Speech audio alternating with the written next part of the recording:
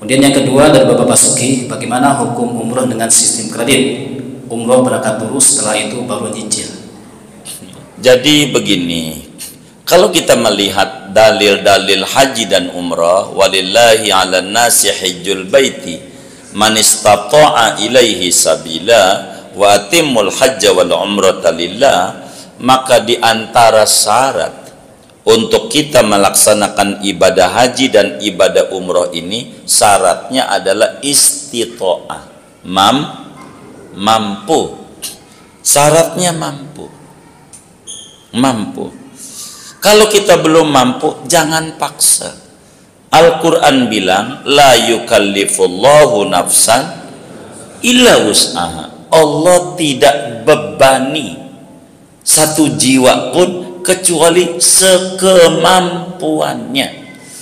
Maka janganlah kita paksa-paksa diri bila kemudian kita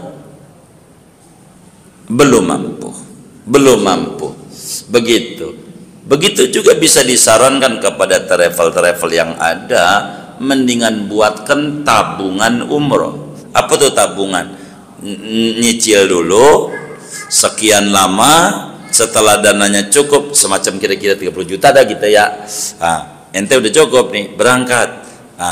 Itu kalau begitu silahkan, Tapi kalau dipaksakan, jangan. Nanti di sononya sama Rasulullah ditegur.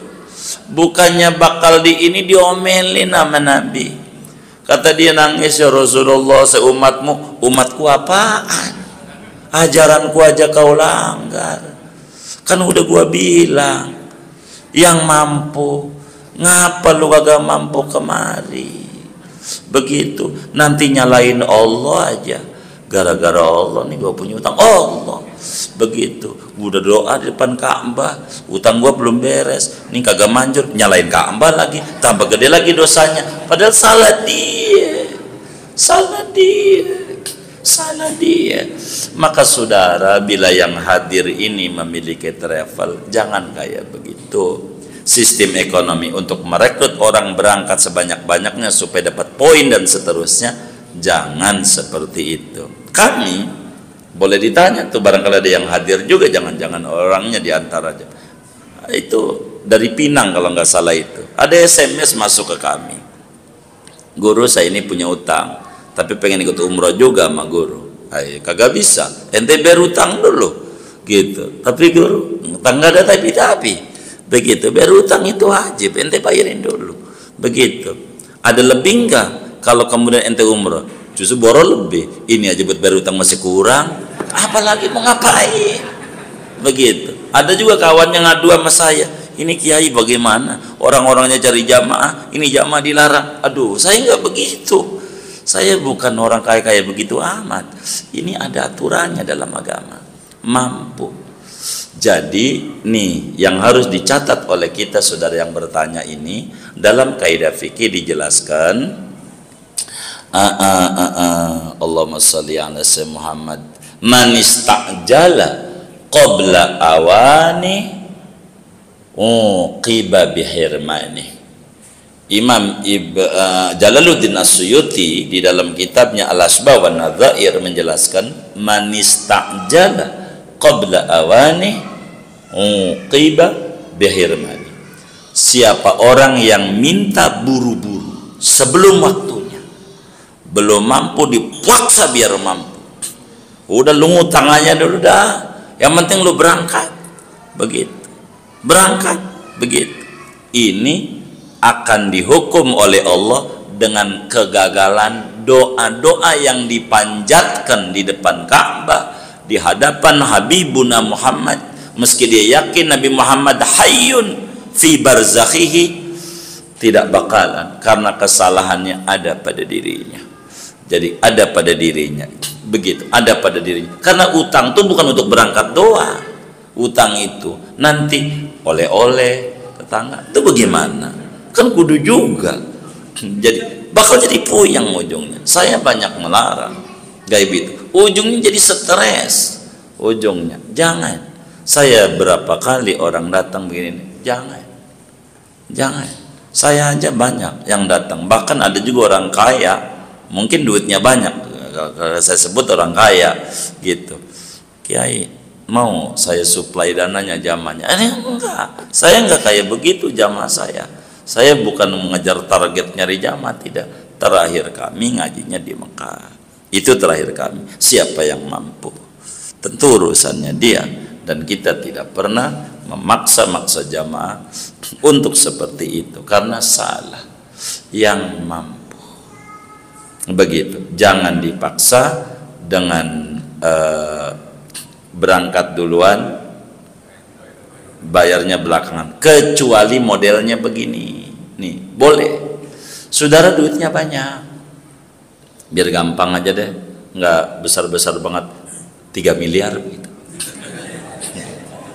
Begitu. Saudara duitnya tuh cuman deposit, ini belum waktunya kan, deposit ada 6 bulan begitu kan ya, ada setahun ya kan, ini belum bisa diambil. Jadi sehingga kita minjem dulu, karena duit kita nanti 3 bulan lagi baru cair atau bisa diambil lagi gitu. Karena kan ada penalti kalau enggak dengan MOU-nya dia dengan bank. Maka kalau model begini bukan nggak punya duit, minta ditalangin dulu karena duit kita masih nyangkut. Begitu, dan pasti begitu. Kalau begini silahkan. Meski begitu sebaiknya nunggu aja dah, gampang dicairinnya, biar kita enggak nyangkut-nyangkut nanti dikatain sama temen kita, tuh haji minjem tuh dari gua gitu kan, kagak enak banget di hati ya. Enak nggak? Kagak begitu loh. Jangan. Jadi ingat, banyak memang belakangan ini karena hukum ekonomi dan kita diiming-imingin begitu. Jangan. Saya berharap teman-teman majelis ini jangan kayak begitu. Udah berangkat aja dulu, gampang ini begitu.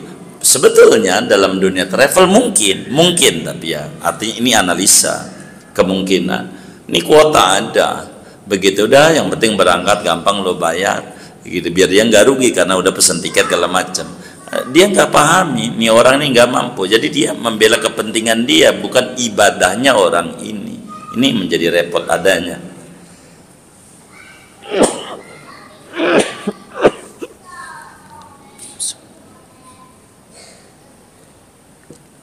Saran kami kepada yang bertanya, jangan, masih mendingan tabungan aja. Saudara nabung seperak 2 perak, dan itu yang saya ajarkan kepada semua teman majelis. Dan ini rumus, mumpung ada video ini, saya ajarin rumus kita bisa ziarah ke Rasulullah. Rumusnya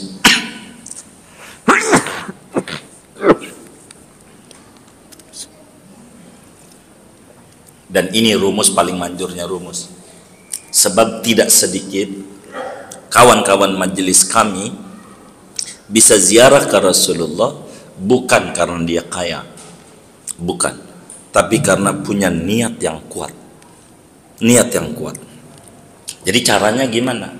Kalau saudara serius pengen ziarah ke Rasulullah, serius pengen ziarah ke Baitullah, dan saudara termasuk kategorinya minal mustad'afin, orang dhaif. Kalau bahasa teman kita nih, Pak Nur ini namanya sufi, sulit finansial, tapi pengen ziarah ke Rasulullah, pengen. Nih caranya, amalin ini, dan ini berdasarkan fakta di lapangan, enggak nyampe setahun, berdasarkan yang ada. Yang ini nih, di samping saudara baca tuh aurat solawat itu, yang paling pokok saudara ndak usah gede. Saya mau tanya dulu sama yang hadir, 2.000 perak sehari kuat nggak? 2.000 kuat nggak? 2.000 baik. Kalau kuat, ini kaleng kongguan, kemarin kan habis lebaran tuh kan banyak tuh kaleng-kaleng kosong, kaleng kongguan tiap pagi. Dan ini yang saya ajarin kepada semua teman-teman, dan alhamdulillah wa syukurillah, kalau bahasa kami 90% berhasil semuanya, dan di bawah 1 tahun begitu. Setiap pagi saudara masukin 2.000 perak ke kaleng, ngomongnya gini, ya Allah, anterin saya ke Rasulullah, saya pengen ziarah ke Rasulullah, engkau maha kuasa. Plung aja 2.000. Saudara jangan berkata kapan penuhnya, jangan, itu urusan Allah. Kapan berangkatnya, itu urusan Allah. Tapi niat saudara Allah lihat, dan ini berdasarkan fakta di lapangan. Teman-teman kita ada yang nangis kepada kita, guru saya baru dapat 1,5 juta, tapi tetangga saya berangkatin saya. Bagaimana ini 2,5 juta ini? Dari 2.000 itu sedekahin aja di Mekah ada. Ntar lagi ada datang, guru saya disuruh umroh. Oleh siapa? Oleh kakak saya. Duit saya yang dari saya tabung ini tuh baru dapat 2 juta.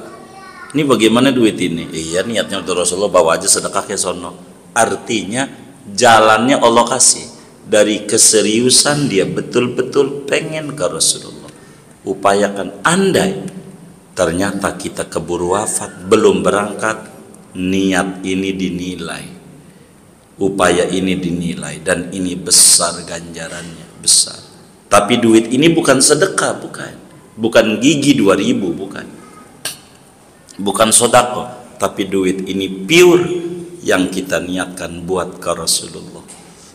Anterin saya ke Rasulullah tiap hari, jangan enggak tiap hari. Kalau enggak kuat 2.000, 1.000. Kalau enggak kuat 1.000, gope dah. Tapi yang penting saban hari, jangan enggak. Bagaimana kalau bepergian? Karena kita enggak mungkin pisahkan duit itu. Setiap pagi taruh 2.000 begitu. Dan itu saya banyak tanya kemarin karena ada yang protes, ini kita nggak bisa ke Makkah Kamil kita, aduh itu kuli nyuci, ini satpam, ini gojek, ini ke Makkah, kok bisa? Karena caranya begitu. Dan saudara yang pengen ziarah ke Rasulullah kayak begitu, nggak mesti ikut saya. Ada satu orang saya ceritain, ketika mau dikasih sama orang berangkat, saya nggak mau. Kalau nggak sama guru saya omelin, salah anda, bilang sama dia, ente ikut, udah gampang ikut saya mah, yang penting anda dari niatan anda bisa ke Rasulullah. Cara saya ajarin, yang penting amalin kayak begini. Dan setiap tahun barang ada 30-40an orang, sepanjang yang saya tahu itu dibayarin orang. Dan saya selalu di Mekah bilang, ayo doain yang ngongkos-ngongkosin, karena kan orang gak ada yang tahu itu siapa diongkosin siapa diongkos siapa. Sebab ada satu orang ngongkosin orang 10 orang kemarin itu, ada satu orang sini dibayarin sini, saya tahu itu, walaupun yang ngomong nggak tahu, tapi masing-masing jamaah ini saya guru dibayarin si fulan, ada lagi ngomong saya dibayarin si anu, saya hitung jumlahnya 10 orang dibayarin sama si orang itu gitu. Artinya ini diantara amalan dari 1.000 perak. Singkatnya, janganlah kita maksain diri yang belum waktunya, jangan begitu, karena nantinya kalau buah namanya bentet, bentet ya, apa namanya, belum matang itu loh, dipaksa itu untuk matang, apa, berangkal, magel. Wah, ini nanti umroh magel, umrohnya nggak jelas, puyeng nanti, pulang umroh puyeng, mestinya harus bahagia ketemu Rasulullah, stres. Dan ini bahaya. Kita jangan, kawan-kawan kita, saya suka pesen, tolong jangan mau kayak begitu. Emang dilarang, ya nggak apa-apa, hak dia ngutang, tapi agama nih ada adab menuju Rasulullah. Mau ngapain kita ke Rasulullah pakai ngutang-ngutang, jadi puyeng. Di sono akhirnya kita ngegugat Ka'bah, katanya depan Ka'bah doa manjur, tapi ya bukan masalah tapi, anda aja ke Ka'bahnya nggak pakai prosedur anda begini salah.